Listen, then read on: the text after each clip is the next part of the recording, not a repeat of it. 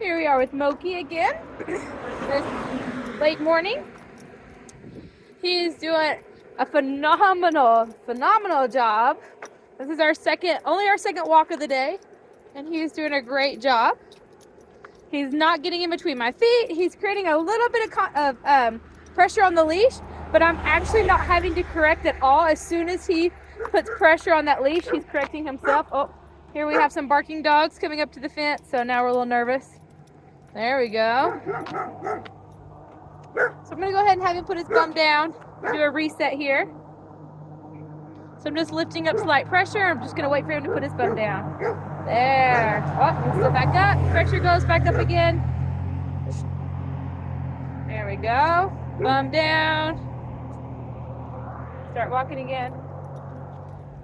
All right, so before the barking dogs came out, he was doing a phenomenal job correcting every time there's pressure on that leash. So now I'm going to go back to my flicks again and my correcting anytime there is pressure on that leash. And that's okay. So what happened was he was doing great with no distractions, and now he is struggling again when there is a distraction. That is totally fine. That's part of the learning process, right? We start out with little to no distractions, and then we move up to more and more and more distractions until we're finally really good and can act the same whether there are some distractions or no distractions. So we're just giving those little flicks. Now we're walking. Look at this. Nice loose leash. Oh, dogs are barking again. Got to get some little flicks here. Get him to come up. There we go. Oh, get him to come up again. Give a little flick because there's pressure on that leash.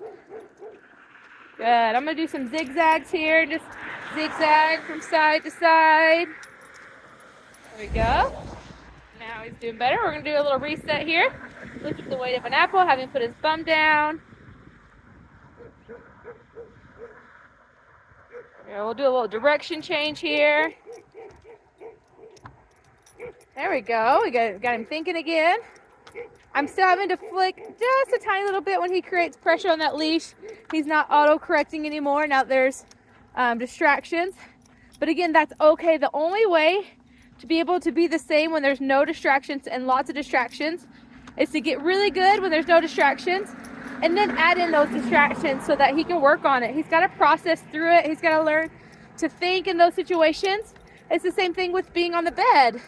We start out on the bed with little to no distractions, and then we add in more and more and more distractions and help him work on being calm, cool, and collected on that bed.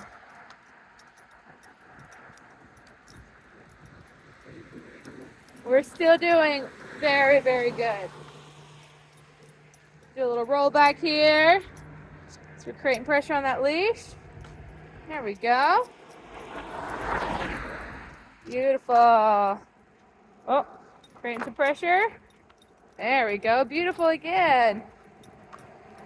See, that leash positioning is very important. It's a loose leash when he's at my side, but as soon as he gets ahead or behind, there is pressure on that leash. So he can learn to always have me in the corner of his eye. As soon as I'm not in the corner of his eye anymore, there'll be pressure on that leash. So then I know I need to correct. So that leash positioning is the most important.